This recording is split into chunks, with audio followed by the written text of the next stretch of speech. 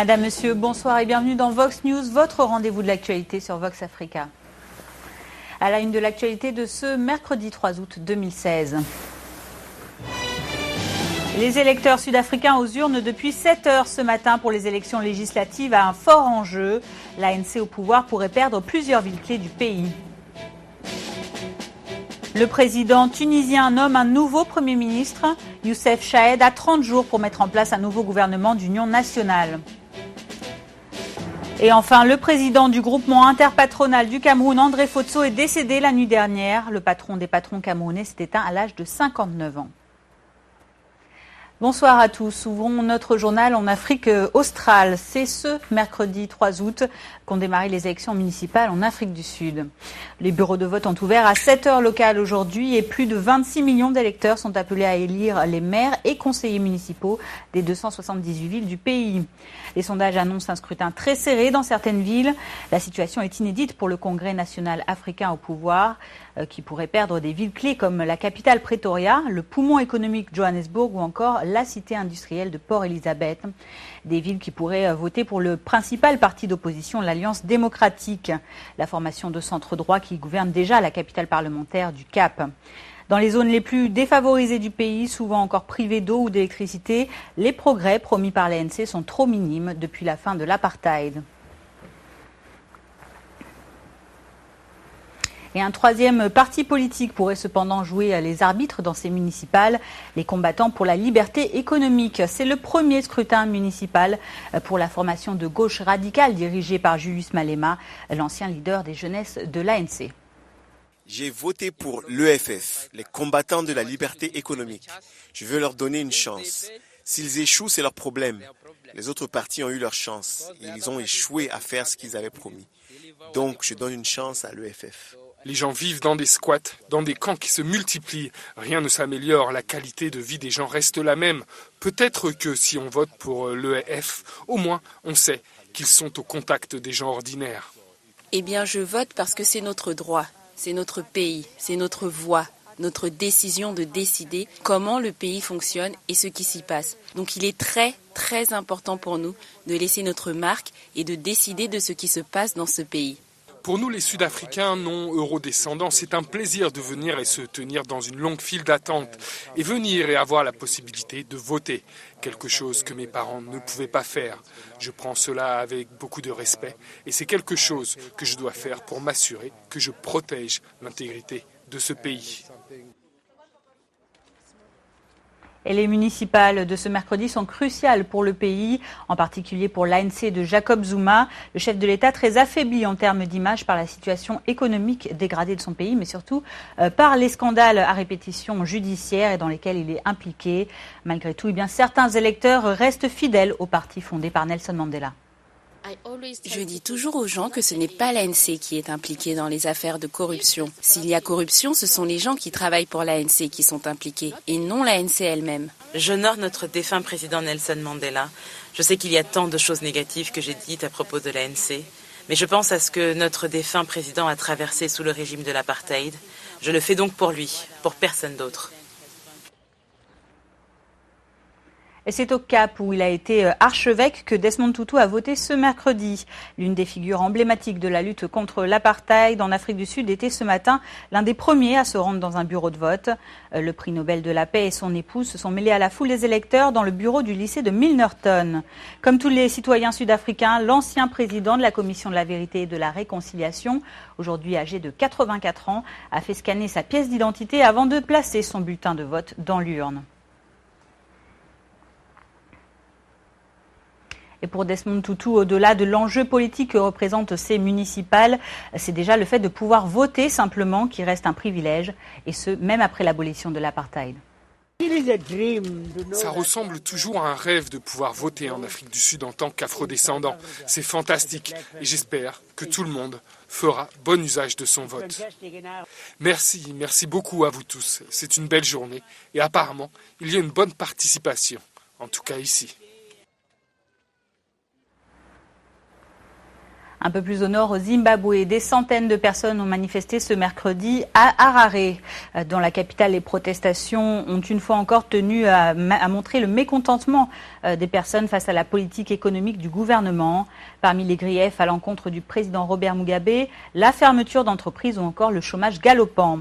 La police a dispersé les manifestants qui s'étaient rassemblés devant le ministère des Finances à coups de matraques et de canons à eau. La manifestation de ce 3 août continue de faire enfler la vague de contestation anti-Mugabe qui déferle sur le pays depuis déjà plusieurs semaines. Ce mercredi, les manifestants ont déposé une pétition au ministère des Finances. Ils dénoncent l'introduction en mai dernier de billets d'obligation, une devise locale.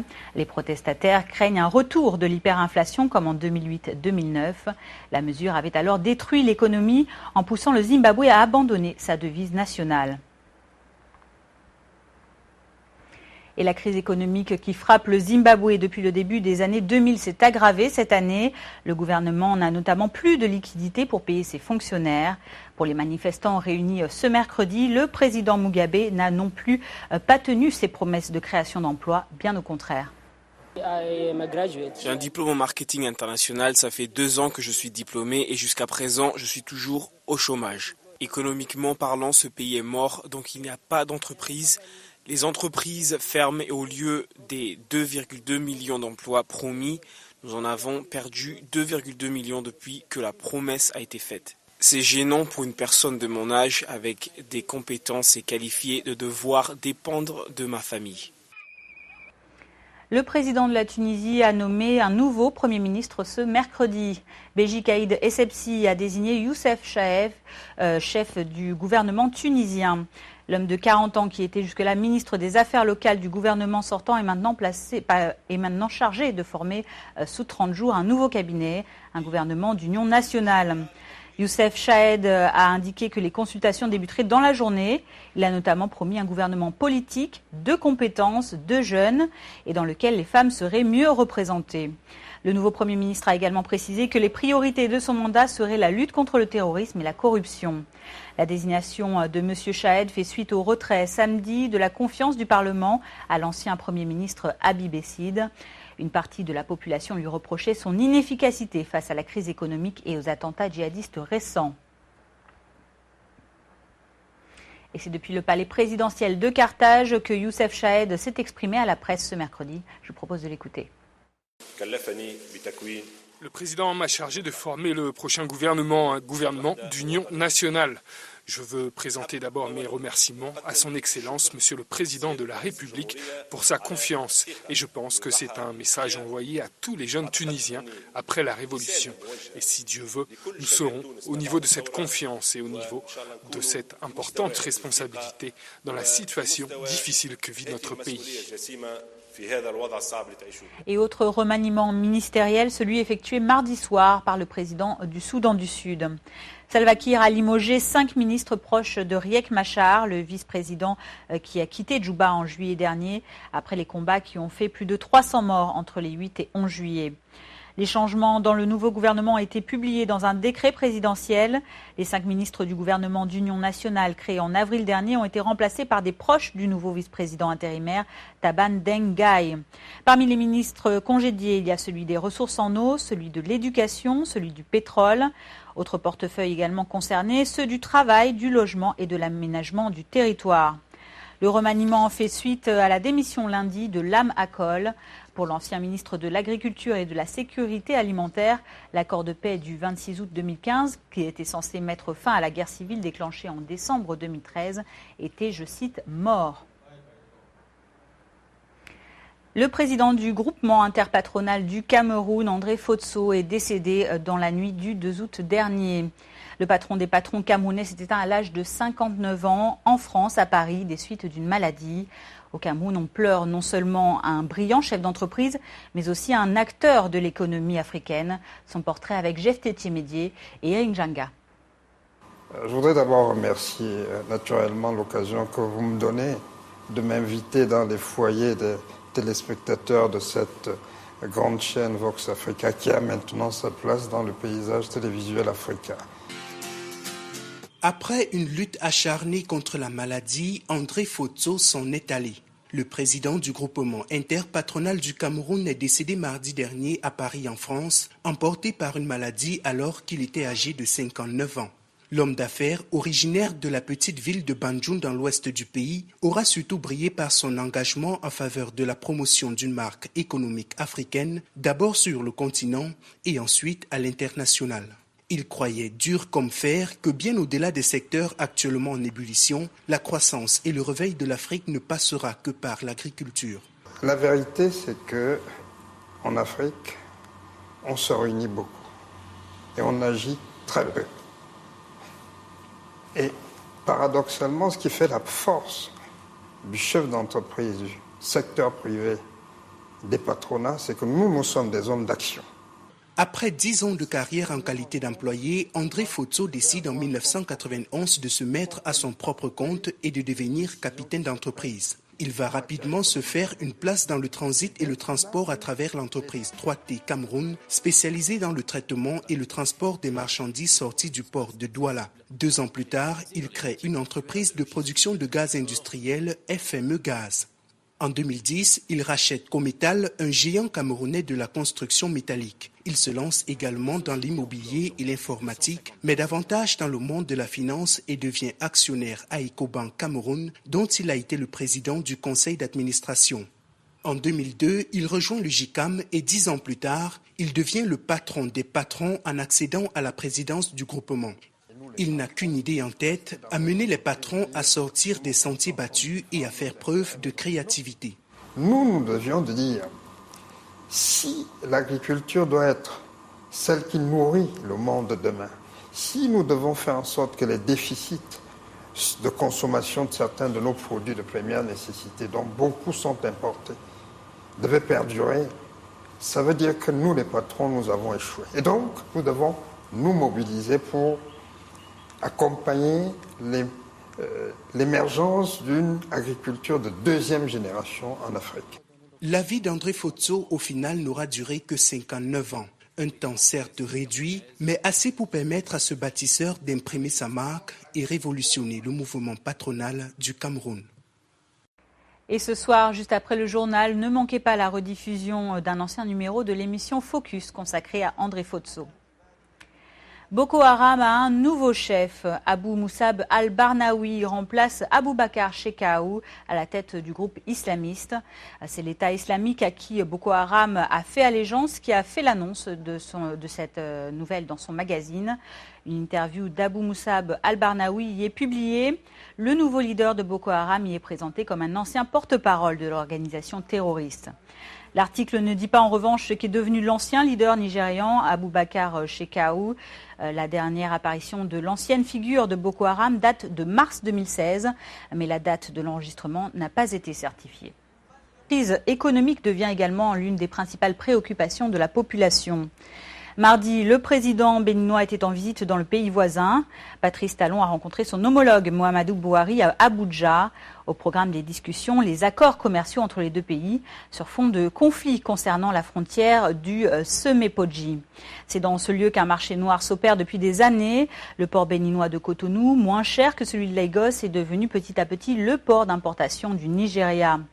Mais le plus grand producteur de pétrole du continent est affecté par la chute du prix du baril. Conséquence, une inflation record de 16,5% en juin dernier et un taux de change par rapport au franc CFA qui a quasiment doublé. Alors que le Bénin craint des répercussions négatives de cette crise de son voisin sur son économie, M. Bouhari a donc tenu à préciser à M. Talon qu'il ne tolérerait plus aucune entorse aux accords commerciaux entre les deux pays. À l'international, au moins 2 personnes sont mortes et 20 ont disparu suite aux fortes pluies liées à la mousson en Inde. 2 bus sont tombés mardi soir dans la rivière Savitri à l'ouest du pays. Après l'effondrement d'un pont, l'ouvrage situé au sud de la capitale Mumbai a cédé sous l'action du déluge. Ce mercredi encore, 112 secouristes équipés de matériel de plongée poursuivaient leurs recherches malgré le fort débit de la rivière et la pluie qui continue de tomber. Des hélicoptères militaires ont également été déployés pour survoler la zone. J-2 avant la cérémonie d'ouverture des Jeux Olympiques au Brésil. C'est ce 3 août que la fameuse flamme olympique est arrivée à Rio de Janeiro. Après avoir traversé tout le Brésil depuis le début du mois de mai, la flamme entrera dans le mythique stade Maracanã le 5 août. En attendant, son parcours a subi plusieurs changements. Des manifestations près de Niterói, en banlieue de Rio, ont obligé la flamme à dévier sa trajectoire. En parcours, elle a notamment été raccourcie d'environ 600 mètres ce mercredi. Et un peu plus tôt dans la journée, la flamme avait déjà été déviée de sa route près de São Gonçalo, où 3 manifestants ont été arrêtés. Et comme tous les mercredis dans Vox News, faisons place maintenant à notre revue mag. Aujourd'hui, nous recevons une invitée sur le plateau de Vox News. Il s'agit de Nadia Mensah Akoni. Bonjour Nadia. Bonjour Fanny. Bienvenue sur le plateau. Merci. Alors on rappelle aux téléspectateurs que vous êtes une habituée des plateaux de Vox Africa. Vous êtes directeur associé d'Acosphère et journaliste à Forbes Afrique. C'est exact. Et c'est dans ce cadre-là qu'on vous reçoit aujourd'hui, puisqu'on va parler du magazine Forbes Afrique, le prochain numéro, double numéro. Oui, c'est le double numéro de juillet-août qui a plein de dossiers très intéressants, d'articles passionnants à lire absolument. Exactement. Alors, on le sait, la constante de Forbes, de manière générale, c'est les classements. Alors, on ne manque pas à la règle. Donc, dans ce numéro de juillet-août de Forbes Afrique, on retrouve un classement 100% féminin. Oui, c'est le classement annuel des 100 femmes les plus influentes d'Afrique. Un classement qui m'est très cher puisque c'est le mien. Et donc, où on parle de femmes influentes et non pas de femmes puissante, pour une raison, c'est que l'influence se manifeste de différentes façons sur le continent. D'accord, donc on ne parle pas forcément de richesse dans ce classement. Quels sont les critères qui vous ont permis justement de dresser cette liste de 100 femmes les plus influentes sur le continent africain? Alors là, c'est le 3e classement. Le premier était en 2014, donc au moment où je l'ai fait en 2013-2014, j'ai mis en place un certain nombre de critères. D'abord, il y a 8 secteurs, donc on n'a pas un classement de 1 à 100, mais on a 8 secteurs, les finances, le monde des affaires, le secteur public, les arts, les médias, le sport, sciences et technologies, la diaspora. Et donc, ce sont ces secteurs-là que nous regardons. Et dans chaque secteur, nous recueillons un certain nombre de profils qui sont analysés. Et donc, pour chaque secteur, nous regardons quel est l'impact des actions des personnes sur le rayonnement du continent, sur la vie quotidienne des habitants, sur l'économie. Donc, par exemple, pour le secteur financier, nous regardons la taille des banques ou des institutions financières, le montant des investissements. Pour le secteur des affaires, c'est la taille des business qui sont dirigés ou créés par ces femmes et leur impact sur l'économie. Dans le secteur des arts, c'est plutôt le rayonnement. Dans le secteur du sport, ce sont les médailles olympiques ou internationales qu'elles ont pu obtenir. Dans le secteur public, on a regardé la philanthropie, les activistes, mais aussi les chefs d'État, la taille, le PNB du pays, etc. Donc voilà, il y a un certain beaucoup nombre de critères, beaucoup de secteurs. Pour un dossier que vous avez préparé donc vous-même avec vos équipes, combien de temps ça prend de préparer ce genre de classement? 6 mois environ. 6 mois de recherche, de croisement d'informations. Et puis ça change tout le temps parce qu'en fait l'actualité influe énormément, notamment sur le secteur public où les élections peuvent influer parce que, par exemple, là, dans ce dossier, Catherine Samba-Panza, qui était chef de l'État, a quitté donc après les élections et donc n'est plus en Centrafrique et donc n'est plus dans le classement de 2016.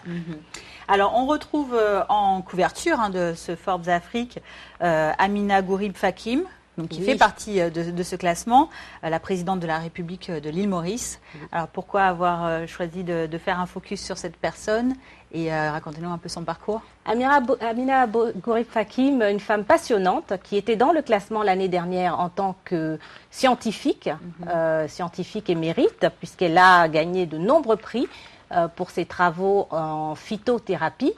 Et donc elle est aussi auteure du premier et du seul grand dictionnaire de phytothérapie en Afrique, donc de toutes les plantes toutes les espèces de plantes africaines en phytothérapie. Amina Gurib Fakim, l'année dernière, donc, est rentrée dans le classement et, au mois de juin et a été nommée, élue du moins, chef de l'État quelques semaines après. Et donc cette année, elle est passée non pas dans le secteur scientifique, mais il y a une migration, ce qui arrive souvent dans mon classement, et une migration vers le secteur politique, où donc elle est devenue chef de l'État. Pourquoi l'avoir choisie pour la couverture?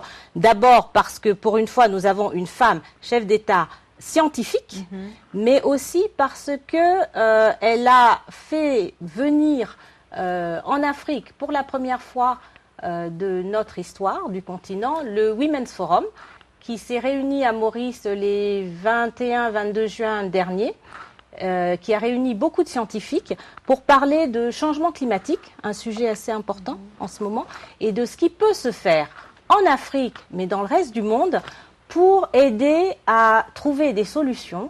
Il y avait beaucoup de femmes scientifiques très intéressantes, et donc tout ça réuni sous le patronage, le haut patronage de Amina Gurib Fakim, qui a elle-même participé au forum pendant les 2 jours non-stop. Très bien, donc un beau classement à consulter dans cette édition juillet-août de Forbes Afrique. Autre classement, là c'est un classement Forbes général, celui des milliardaires de la planète. Est-ce que vous pouvez en dire brièvement un petit mot? Absolument. Alors, donc il y a des milliardaires, il y a à peu près 1810 milliardaires dans le monde, et donc ils sont recensés chaque année par Forbes. Cette année, le continent africain, lui, en a 23. D'après le compte que j'en ai fait, avec des pays comme le Nigeria, l'Afrique du Sud et l'Égypte, qui ont chacun entre 5 et 6 milliardaires, et puis des pays comme la Tanzanie, l'Angola, ou encore, si ma mémoire est bonne, l'Algérie, qui ont 1 milliardaire chacun. Alors, quelle évolution par rapport à un classement précédent, par rapport justement à ces milliardaires africains? Une croissance, une croissance. Donc nous avons de plus en plus de milliardaires africains, ce qui est un signe quelque part d'une croissance économique ou d'entrepreneuriat en tout cas, puisque les milliardaires dont nous parlons sont tous dans le milieu des affaires. D'accord. Alors on termine avec un billet, puisque vous avez votre petit mot à dire dans chaque Forbes Afrique. Vous avez consacré un billet au chip, de l'art de la chipologie. Alors dites-nous brièvement de quoi il s'agit. Oui, alors j'ai voulu parler de cela parce que c'est une onomatopée, mais une onomatopée qui semble prendre non plus seulement sur le continent africain ou aux États-Unis où il y a des populations noires, puisque c'était connu pour être une onomatopée typiquement utilisée par les afro-descendants, mais qui semble avoir beaucoup de succès en France aujourd'hui, à tel point qu'on aurait interdit dans les écoles l'utilisation du chip parce que les élèves l'utilisent pour manifester leur mécontentement contre leurs enseignants. Et puis surtout, j'ai trouvé sur YouTube un tutoriel pour vous expliquer comment faire un chip. Alors, comment on fait un bon chip? Alors, c'est compliqué parce qu'il faut placer sa langue en arrière pas siffler, mais aspirer l'air en faisant donc faire un claquement à la langue à l'arrière de la bouche. Ce n'est pas facile du tout, mais un beau chip pour manifester son mécontentement, sa désapprobation, il n'y a rien de tel. Et alors vous-même, je suppose que du coup, vous savez le faire parfaitement? Ah oui. Faites-nous un bon chip. Merci Nadia. Nadia Mensah-Akoni, donc qui était avec nous sur le plateau de Vox News ce mercredi dans la revue Mag. Donc voilà, pour rappeler la sortie du numéro de juillet-août, consacré donc aux femmes les plus influentes du continent notamment. Absolument. Et un numéro qu'on retrouve toujours en version numérique également. Toujours en version numérique, toujours sur vos smartphones. Un numéro à ne pas rater, beaucoup de nouveaux profils dans ce dossier. Et beaucoup de choses vraiment intéressantes à lire. Merci Nadia. Voilà, c'est la fin de ce Vox News. Avant de nous quitter, voici un rappel des titres qui ont été développés ce soir.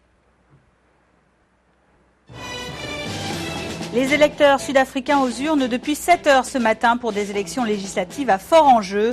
L'ANC au pouvoir pourrait perdre plusieurs villes clés du pays. Le président tunisien nomme un nouveau Premier ministre, Youssef Chahed, à 30 jours pour mettre en place un nouveau gouvernement d'union nationale. Et enfin, le président du groupement interpatronal du Cameroun, André Fotso, est décédé la nuit dernière. Le patron des patrons camerounais s'est éteint à l'âge de 59 ans. C'est la fin de cette édition Vox News. Je vous souhaite une bonne soirée sur Vox Africa. Quant à moi, je vous retrouve demain soir. Au revoir.